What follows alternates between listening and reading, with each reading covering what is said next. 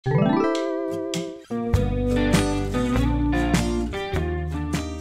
magandang araw sa inyong lahat and welcome sa Educato.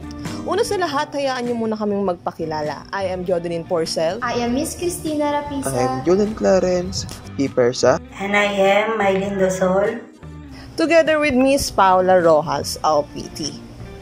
So, ang pag-uusapan natin sa podcast na ito ay patungkol sa premarital relationship. So, before we start, kamustahin ka naman muna namin, ma'am. Kamusta naman po ang pagiging guro? As of now kasi, in the teaching field, naka 1 year na ako. No, nag-start ako as a substitute teacher, then na-regular ako dito sa Holy Cross, tapos after that, nag-take ako ng LET, tapos nakapasa, then kaka 1 year ko lang ng teaching dito sa Holy Cross. So may mga challenges and struggles, no? Syempre bilang teacher, hindi naman mawawala yun. Pero at the same time kasi, kapag gusto mo yung ginagawa mo, yung pagtuturo mo, lahat ng pagod ay mawawala. So, okay naman siya kahit papaano. Kailan po kayo nakapasa ng LET po? Ayun, nag-take ako nitong March and nakapasa kami nung May. Congrats po. Thank you. Kami po sunod. Siyempre naman. Oo naman.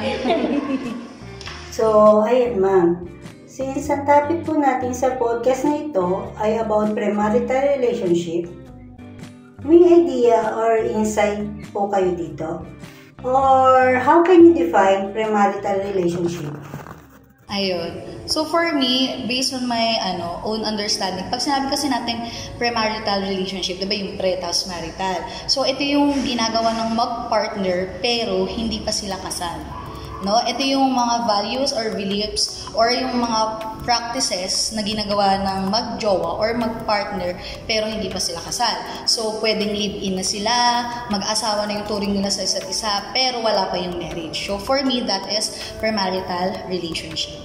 In the Philippines po, do you think it is premarital relationship is already normal po? Or Siguro for me, meron kasing diba, parang may other point of view tayo kung kung normal ba yung premarital relationship. Sa akin, normal siya kapag sa adult. Okay? Kasi nagkakaroon ng premarital relationship sa mga teens. Aminin man natin, nagkakaroon ng mga live-in partner at the age of 15, pataas, ng mga teen pa lang, di ba, nagli-live-in na sila, and nakakasad kasi may mga parents na uma-agree or pumapayag sila na makipag-live-in na yung mga anak nila. But at the same time, for me, pagdating sa adult or sa katulad ko, kung gusto ko nang mag-settle and nakikita ko na yung future ko dun sa partner ko, why not na mag-live-in kami at ituring namin na mag-asawa na kami kahit hindi pa kami kasal. So, at some point, yung premarital relationship is normal and okay naman pagdating sa mga adult. so when we say po adults, and ito na po ba yung mga people na na po ng minor, parang mga 18 pataas? Hindi. For me kasi, when we say adult, ito na may mga profession Yung kaya nang mag-establish ng life or kaya nang mag-establish ng magandang buhay for them. No, hindi ko naman sinasabing na rin naman ako, established as an adult. Pero natuturing ko na yung sarili kong adult kasi may profession na ako, nagtatrabaho na ako. I can pay my own bills. So, ganun yung adult for me. So, for you po, parang it is normal for, or like, they can consider themselves as adult once they are already professional and can work on their own. Yes, for me. Sa yung parang, di ba kasi may mga age, pero di ba may mga teens na talaga na at the young age nagtatrabaho na sila. Hindi ko masasabi, or hindi natin pwedeng sabihin na profession yun Pwedeng kaya sila nagtrabaho because of poverty or lack of sources na makapag-provide sa families. Yes. Yeah.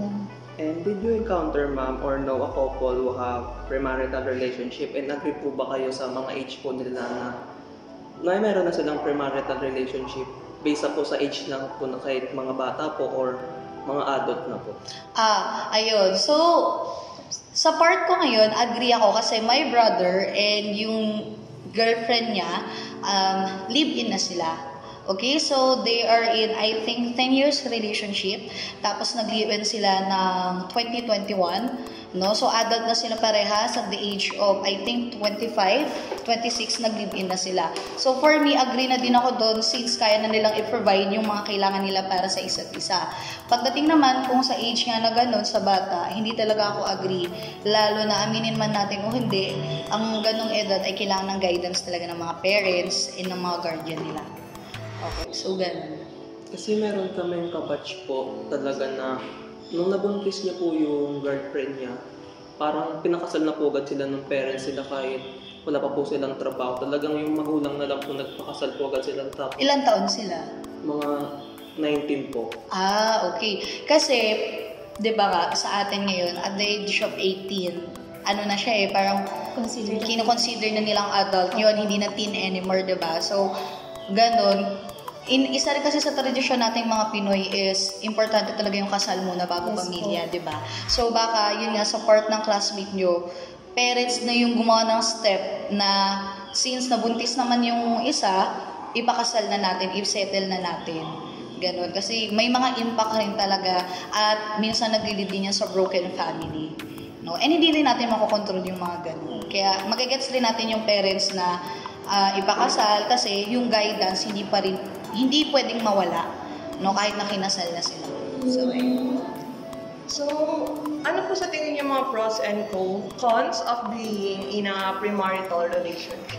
Siguro pag mga pros, pag sinabi kasi natin, di ba, premarital ulit, ito yung mga values and beliefs na ginagawa ng mga mag-partner kahit hindi pa kasal. Siguro yung mga pros lang is, andun yung stage kung saan mas makikilala mo pa yung partner mo. Tama? No? Andun pa yung stage na you're getting to know each other with your partner na, okay, ganito pala yung gusto niya, ganito pala yung ayaw niya, tama? No? Pero may mga cons din kasi na kahit na live-in na kayo ng partner mo or yung sinasabi natin premarital relationship, yung cons niya is kapag nalaman mo yung behavior niya, pag nalaman mo yung beliefs, values, and mga paniniwala niya, pwede yun na ayawan mo yun. Depende rin sa situation kasi. So, yun yung cons ko na pag nalaman na ganito siya, pwede mo siyang iwan or pwede kayong mag-separate ng partner. Kasi diba meron pong mga ganun na parang minamadali po nila mag-live-in agad. Tapos hanggat di pa po nila masyadong kilala yung isa't isa. Then nung pag nagsasama na po sila, doon na po sila nagtatalo. Minsan nabubugbog pa po yung mga babae po, diba? Oo. So, ayun, sa experience ko, meron din akong classmate. Parang nag-live-in ata sila ng 19, tapos yung lalaki 23. Naghiwalay din sila kasi nga masyadong mabilis yung mga pangyayari. And totoo yun, hindi naman talaga minamadali lahat ng bagay. So since we are, na-open na rin naman po yung about sa parang live-in before marriage, sa inyo po, sa tingin, ano po, di ba, naging open discussion na rin po siya sa social media about kung ano yung parang advantages ng being in a premarital relationship before marriage. Sa tingin nyo po, as a teacher po, ano po yung sa tingin nyo mas better na mag-live-in muna yung couple or like the conservative way of Filipinos na marriage muna before ang live-in? For me kasi, it doesn't mean matagal na kayo ng jowa mo, pwede na kayo mag-settle or for good na kayo na, ayun, mag-live-in kayo, no? Kasi kung matagal na talaga kayo, hindi nyo naman kailangan din laging magkasama or nakatira kayo sa isang bubong or sa isang bahay. No, naniniwala ako na kasal muna bago magsama sa isang bahay yung mag-partner. So, di ba po parang about sa premarital, doon na rin po pumapasok po yung sa religion po. So, how does religion influence the perception of Filipinos about premarital relationship po? Ayun, so alam niyo naman, no, I think 88 or mga nasa 92% ay Catholic sa Pilipinas. And dahil Catholic ang mga Pinoy or mga Filipino, may mga pagkakataon talaga na maraming sinasabi na hindi pa pwede yung, ano ba tawag yan, yung premarital or yung pag-live-in ng mga partner kasi naniniwala sila na sagrado ang kasal na dapat kinakasal muna ang mag-partner bago sila mag-settle or magsama sa isang bahay. So, ayun, malaki rin yung impact ng religion, aminin man natin o hindi, no? Pumunta lang tayo sa divorce. Yes. Tama? Ang mga Catholic or yung mga devotee ng Catholic ay hindi pumapayag sa divorce. Kasi sagrado ang daw ang kasal. Meron din na hindi rin sila payag sa same-sex marriage, yung mga Catholic. Tama po. So, ayun, malaki rin po talagang impact ang religion since malaking percentage ng mga Pilipino ay Catholic. And agree po ba kayo sa may ano po ng religion po based sa premarital? Kunyari, sa may divorce po, pag kinasal na po sila. Parang agree po ba kayo sa may divorce po? Kung agree ako, yes.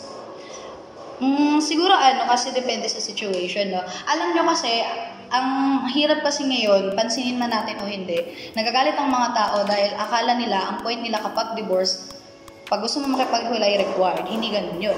Kaya siya binaba para yun sa mga taong hindi na masaya, sa mga taong na-abuse ng partner nila. Tama? Kaya may divorce kasi, alam nyo, yung annulment, magastos, matrabaho, maproseso. Imbis na nakalaya ka na doon sa partner mo na abusive, lalala lang yun dahil hindi pa rin natapos yung contract or yung dun sa annulment or dun sa paper nyo na mag-asawa pa rin kayo. So yun, as a teacher, agree ako sa divorce. So, in what ways do family and religions belief influence the decision and behaviors of couples in premarital relationship in the Philippines? Ano ulit? In what ways do family and religious beliefs influence the decisions and behaviors influence the decision. Couples in premarital relationship? Malaki din kasi katulad nga ng napag-usapan natin kanina, no, may mga parents na kahit bata pa yung anak nila pumapayag na makipag-live-in na. Tama. So, malaki po yung impact at influence ng parents in mga religious practices kasi dapat sila yung eye-opener, tama, na sila yung nag-guide doon sa tao or doon sa mga anak nila na hindi dapat nila payagan na mag-settle agad sila sa ganong, sa ganong situation or sa ganong, ano bang term yun? Ganong, basta yun, nasa dulo ng dila ko eh. Sa ganong, setup. Ayun. Sa ganung setup kasi, di ba nga, may mga parents pa rin or may mga partner na kahit kasal na nasa puder pa rin ang parents nila. Yes. Tama? Kasi kahit matanda ka na, kahit ako ngayon, matanda na ako, aray ko naman, 24 na ako, no? Nasa puder pa rin ako ng parents ko and kailangan ko pa rin ng guidance nila. So, malaki yung influence ng mga family, friends, or yung mga yung religious practices na yan dito sa sa pagde-decide na makipag-live-in sa mga ganyan. Since di ba po we are already in a computer age, di ba, na-consider na po tayo. Yes. And social media is halos lahat naman po gumagamit. And naging open discussion yung premarital relationship sa social media. Sa tingin niyo po, eye-opener po ba yung mga nakita ng mga teens or kabataan or ng mga user about sa opinion ng iba about sa premarital relationship? Kung eye-opener siya, siguro kung titingnan natin, kasi ngayon, di ba, katulad ng sinabi mo, sobrang laganap na in just one clip, maraming pwedeng mapanood ang mga bata sa social media. And we all know that most of the content creator in social media are not really established or yung masasabi natin na bakit parang ang aga nilang nag-live-in? Di ba maraming mga content creator, alam niya, napapanood niya na live-in sila. So, hindi natin makokontrol yung pag-idolize ng mga bata na napapanood nila na, okay lang naman mag-live-in kasi tignan mo nga sila, nakapag-live-in nga sila eh. Ganun. Hindi ganun yun. Kaya malaking impact rin talaga yung guidance ng parents doon sa mga bata na dapat kung ano man yung napapanood ng mga bata sa social media, sila yung nakakakontrol noon. Sila yung nandun para sa bata na ito lang yung yung meron lang specific na pwede nilang makita sa social media. Aminin man natin o hindi, sobrang laki ng influence ng mga napapanood, nababasa, nakikita natin sa social media. 'Di ba? May makikita ka mga bata at the age of 13, 15, ganito naman namin. Kasi nga idol daw nila si ganito. May bata, grabe magmura dahil nanonood ng ganito kasi idol si ganito. No, so importante yung guidance ng parents talaga at sila yung makakakontrol nun kung ano yung pinapanood at nakikita nila sa social media. Diba parang ganun po yung nangyayari po sa isang content creator po or rapper din po siya, si Bugoy na Koy po na yes. Meron siyang tatlong girlfriend asawa, po pero pinasama niya na po sa isang bahay. Tapos di naman po sila kasal. Yes. Yung part ni Bugoy kasi it's really contradicting, lalo na sa beliefs nating mga Filipino kasi 'di ba meron nga tayong tinatawag na conservative, 'di ba? Conservative tayo mga Pinoy no? So, yung part ni Bugoy kasi ang laki ng impact, lalo na meron siyang platform. Tama, ano? Kasi alamin man natin o hindi, kapag may platform ang tao, aabusuhin yan. Yes. Tama? So, for me dapat si Bugoy, wala siyang platform para hindi marinig yung boses niya. Kasi hindi maganda yung mga sinasabi na pwedeng marinig or mapanood ng mga bata at iisipin nila, normal lang pala kasi nga si Bugoy, 3 yung asawa, magkasama sila sa isang bahay, 'di ba? So, platform, yung pagbigay ng platform sa mga katulad niya ay hindi dapat. How about po sa opinion niyo po sa Team Payaman? Since alam naman po natin na yung Team Payaman is one of the parang ina-idolize din ng mga Filipinos since and most of them are in a premarital relationship before they get married po. Ayun naman. So for me naman kasi, depende rin yun sa ano nila what do you call that? Doon sa pinapakita nila sa tao. Tama? Masasabi ko kasi yung Team Payaman sila ko is not toxic content creator. Why? Kasi they help each other na mag-rise. Diba? Kaya nga Team Payaman sila tama? Sabay-sabay. Oo, tinutulungan nila yung isa't isa na umangat. No? Nagpapatawa sila, gumagawa sila ng ganitong content, nagmamotivate sila ng mga tao. So, kung i-compare mo siya, if you know the show of Toro family, something like that, di ba sa isang bahay din sila? Yung naman, kung i-compare mo sa Team Payaman, sobrang rin nun, di ba? Yun yung hindi pwede sa mga batang ipanood. So, kaya malaki talagang role, ang guidance ng parents, para maano yung mga bata sa panonood ng social media. So kahit sino po ang content creator, kahit po parang good influence or bad influence, kailangan na dun pa rin yung guidance ng mga magulang para ma-ensure na nasa right track yung mga anak nila. Yes. And hindi lang basta-basta pumapasok or nagde-design na pwedeng maka-apekto ng malaki sa buhay ng isang tao po or ng isang teens. Pero kasi kayo sa Toro family ko, parang may pagka-toxic po talaga. Hindi siya toxic talaga. Toxic. Parang po, di ba, nangyari po, nag-live-in po sila ni Vince po, tsaka si Tony Fowler. Pero yung magulang po ni Tony, hindi po siya boto kay Vince. Yes. Parang, hindi pa mga ganda po tignan pa po. Binobroadcast pa po nila yun sa YouTube na napapanood ng mga bata kahit nababash sila pero tuloy-tuloy pa rin silang mag-upload ng video na about po sa ganun. Kasi it's not really good for the audience, lalo na sa mga bata. Kasi aminin man natin o hindi, ang mga bata ay madali nilang gumamit ng social media. Tama? Isipin mo, at the age of 9 years old, may sarili ng cellphone. Hindi naman 24/7 mababantayan ng nanay or ng tatay or ng mga mas matandang kapatid yun kasi may ginagawa rin sila. So, ayun. Kasi, rin ako meron din akong subject na MIL, Media Information Literacy. Lagi ko sinasabi sa mga student ko, kahit matanda na kayo, always think kung ano yung nakikita nyo sa social media, kung reliable ba yan, credible ba yan, lahat ba ng mababasa, nakikita nyo ay tama. Kasi, hindi lahat ng nandyan ay totoo. So, lagi ko yung sinasabi sa kanila na it's your own judgment na, kung paano nyo i-criticize or i-justify yung mga nakikita nyo sa social media. Ganun. What do you think are the challenges po na kinakaharap ng mga couple na nasa premarital relationship? Ayun. So, I think first yung expenses.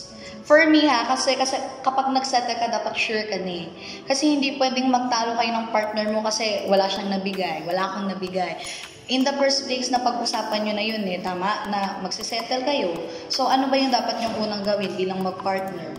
Tama, maghati kayo sa ganito, ganyan.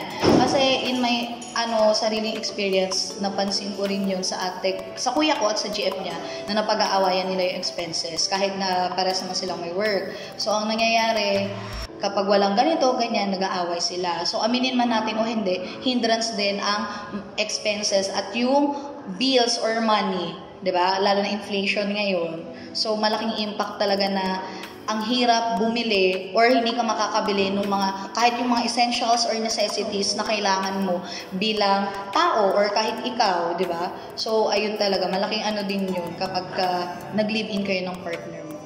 So, before being premarital or mag-live-in, kailangan pag-usapan po or ilinaw muna talaga kung paano ba yung kakayanan nila. O yung hatian. Saan. Kasi hindi naman pwedeng nag-live-in kayo dahil mahal nyo yung isa't isa. Hindi totoo yun. Hindi ka mabubusog sa I love you. Tama. Tigil-tigilan nyo yan. No? So, hindi talaga. Totoong kailangan natin ng pera. Totoo yun. Sa panahon po ngayon, para kasi hindi dapat idealistic yung way ng pag-iisip ng tao. Totoo. When it comes, kailangan din po na i-consider yung reality. Yes. Na hindi lang puro pagmamahalan yung kailangan. Since katulad po na sinabi niyo na walang mapapakain. Sa pagmamahal lang, kailangan may kilos. Yes. Kailangan nagkatrabaho din yung mag-couple or mag-partner. Tsaka diba yung sa mga isang din parang disadvantage din ng premarital, parang kunyari kakasettle pa lang nila, kahit wala pa po sila masyadong naipupundar, parang nabubuntis po agad yung partner niya po. Yes. And then parang naghihirap po sila sa ganong setup po. And with that, dyan ay papasok yung family planning. No? Importante talaga na once you settle with your partner, lagi niyong isipin na kaya na ba natin bumuhay ng tao. Hindi kasi basta-basta yun. Isipin mo pag nabuntis ka, alam mo talaga naka-anak mo sa'yo. Isipin mo kapag nabuntis ka, yung mga expenses nyo or yung mga bills nyo sa check-up, sa vitamins mo, sa mga kakainin mo. Tama? Hindi naman kasi pwede na pag ganito, dapat ito na yung kakainin mo. Siyempre, maselan or importante na healthy ka magbuntis. So, yung family planning or yung sa pagli-live-in, kailangan isipin nyo rin yung family planning. Kaya nyo na ba? May mabubuhay na ba kayong tao? Kaya nga, hindi ko alam, natatawa ko bakit walang sex education sa Pilipinas. It's a really big help para maging eye-opener sa mga bata na dapat yung sex ed ay tinuturo sa bata at alam nila yung mga same-sex, pero it doesn't mean na they are allowed to have sex with opposite gender they want at the young age. Hindi ganun yun. Okay? So, kailangan lang din talaga na maituro at maging eye-opener tayo sa mga tao o sa mga bata na hindi ganun-ganun yun.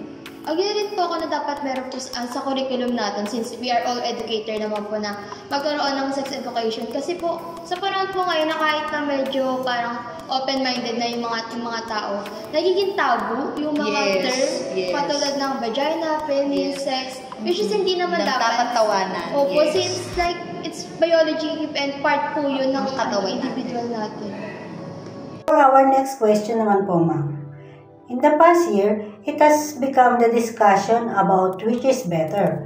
Is it better to live under one roof with your partner before wedding so that you can be better know each other, or marry each other before living under one roof? Paling wala ba sa dalawa? I can explain naman. Kasi ganito yan eh. Kapag pumasok ka sa isang relationship, hindi naman porket mahal niyo yung isa't isa, ay magsasettle na kayo. And hindi porket na hindi kayo nagsettle, magpapakasal pa rin kayo. Depende kasi sa situation. Tandaan niyo, may mga relationship na tumatagal ng ilang taon, pero hindi naman talaga sila. Tama? What more ba kapag kinasal na kayo, tapos hindi pala talaga kayo, mas masakit yun. Kasi sagrado ang kasal. Kahit na hindi kayo ikasal sa simbahan, kahit ikasal lang kayo kay mayor, hindi lang, kahit ikasal kayo or civil wedding yan, malaking bagay at sacred po ang pagpapakasal. Ngayon, kung sasabihin mo na paano yun, live-in na sila bago magpakasal or magpakasal sila bago mag-live-in, siguro mas pipiliin ko yung magpakasal muna bago mag-live-in. Kasi naniniwala ako na all throughout the relationship, kikilalanin mo naman yung partner mo. Tama? Kaya nga kayo mag-partner kasi shoulder niyo rin yung isa't isa. Kung ano yung pain ng isa, pain mo. Kung ano yung problema ng isa, problema mo. Tama? Be matured enough na naiintindihan niyo yung isa't isa bilang mag-partner kasi hindi always naman masaya yung relationship. Diba? Kung kayo nga, kung nakajowa na rin kayo, alam niyo yan. So, ganun lang yun. So, all throughout the relationship, why not? Doon sa pace na yun, kilalanin mo na siya. Kung sa tingin mo, mahal ko siya pero parang hindi siya yung nakikita ko, pag-usapan nyo. Kasi ang hirap at masakit lang sa part nyo na mag-partner na kayo, kasal na kayo, nagbaw kayo sa isa't isa, nangako kayo sa isa't isa, pero at the end of the day, maghihiwalay kayo. Masasayang lahat ng pinaghirapan nyo. So, yun. Ano lang, yung pace na kilalanin nyo muna, tapos magpakasal, tapos bago mag-live. Paano po yun, halimbawa, pag sinabi nila na mas makikilala mo isang tao kapag like nagsama na kayo sa isang bahay? Since yun po yung kadalasang ginajustify ng mga tao. Sa bagay, may point naman kasi doon na rin talaga lalabas yung tunay na ugali ng tao na pag yun nga magkasama kayo or lagi kayong magkasama, maano mo na, ganito pala siya, diba? Yun pala hindi mo nakikita, ngayon niya lang pinakita kasi kaming dalawa lang, gano'n. So may point din naman yun. Pero at some point kasi, for me talaga, for me kasi syempre, nagka-jowa na rin naman ako and nasa relationship naman ako. All throughout the relationship talaga, kahit na matagal na kami, kinikilala ko pa rin siya. So yung parang nangyari po, diba, sa Katkel po, kahit sobrang tagal na po nila magkakilala, parang ready to marriage na nga sila kasi matagal na sila. Totoo. Pero 11 years, pero nag-break pa rin naman po. Yes. Kaya yun na sinasabi natin na hindi rin natin alam kung ano ba yung future. Tama, no? Kasi baka kasi sa part ni Daniel or ni Catherine, meron talagang nakakapag-stop na, or meron talagang nakapag-push na dapat maghiwalay na sila kasi hindi na healthy, hindi na maganda para sa kanilang dalawa, kahit mahal nila yung isa't isa. May mga ganun talagang point or may mga ganun talagang pagkakataon. So, hindi rin naman natin sila pwedeng i-judge kasi hindi rin naman natin alam yung nangyari. So, on your part po, have you ever thought po of being married first before being... Nalipin po. Oo naman, kasi syempre, sabi ko nga, tumatanda na ako, no? Parang nagkakaroon na ng milestone. Kahit minsan, ayoko mag-set ng mga milestone na yan or mga ano na yan. Minsan kasi iniisip ko, 25 na ako ngayong taon. Tapos, kailan ako magkaka-baby, kailan ako ikakasal. Kasi parang, buong buhay ko ata magtuturo ako, ganun. So, parang sa part ko minsan, I ask myself na ano na self, ano ka na lang, magtuturo ka na lang, hindi ka ba magsasettle, or hindi ka ba, alam mo yun? So, may mga point na parang gusto ko na, ganito, ganyan. Pero, at the end of the day, gusto ko rin naman syempre ikasal, pero naniniwala ko na ikasal muna bago kayo magsama ng partner mo sa iisang bahay. Ganun. So, sa amin din po kasi, yung family ko po, napaka-religious po nila. Then, parang napasa-pasa na po simula sa mga lolo po namin na nag-live-in po sila, pero kinasal po muna sila. Parang, tumatak rin po siya sa isip ko na gusto ko rin po muna rin magpakasal muna bago mag-live-in. Pero, okay lang din naman po sa akin na mag-live-in po bago magpakasal as long as kaya niya po buhayin yung isa't isa. And then, kilala niyo na po yung isa't isa na hindi po kayo magkakaproblema about sa financial. Then parang may plan na po kayo sa future nyo. So, to end this topic, parang ang naging conclusion is parang kahit ano po yung opinion mo kung about premarital relationship, ang kailangan lang po is like guidance ng magulang, and we should, as individual, we should always be matalino and smart para mag-decide ng sarili natin, since buhay natin to is hindi siya basta-basta na pwede mong i-undo yung mga maling decision mo sa buhay. So, before you decide or act, kailangan pag-isipan muna ng malalim at mabuti para sa huli, wala rin kayong pagsisisihan. And if ever man na parang nasa premarital relationship kayo tapos hindi nag-work, at least, pag natapos man ang relationship nyo, parang hindi kayo magkakasisihan, hindi nyo sisirain yung isa't isa na halos magmurahin yung isa't isa na sana hindi na nakilala, yung ganun. So, kailangan talaga na maging matalino tayo bago mag-decide sa mga bagay-bagay. So, ayun po ma'am, before po tayo mag-end ma'am, I just want you to ask if ano po yung masasabi niyo po or ma-advise niyo po sa mga tao na nasa premarital relationship? Ayun, so for me kasi, ang pinaka masasabi ko lang, no, lagi nyong isipin muna talaga. For me talaga, eto kahit ako rin, kahit anong decision ko sa buhay, kahit hindi rin pag-usapan yung premarital, or yan, lagi nyo munang pag-iisipan ng ilang beses yung gagawin yung desisyon, kung sa tingin nyo ba ay kaya nyo na. No, hindi kasi masakit rin sa part natin na nag-decide tayo tapos sisisihin rin natin yung sarili natin. Hindi tayo pwedeng manisi ng ibang tao kasi decision natin yan. Action natin yan. Ginawa natin yan. Tapos na yan, nangyari na.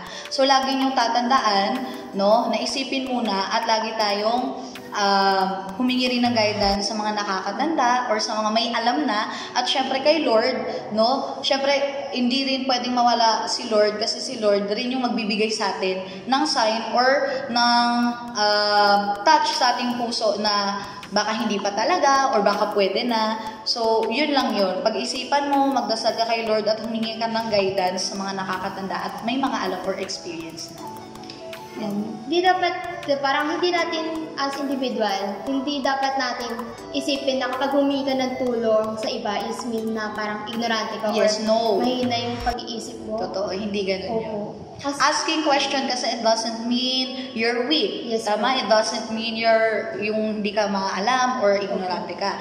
Pag nagtanong ka kasi ng question, ibig sabihin, concerned ka doon sa topic, sa situation, ibig sabihin, gusto mo lang malinawan, okay, baka kasi mamaya, hindi ka nagtanong, tapos yung action mo, akala mo okay, pero sa iba hindi.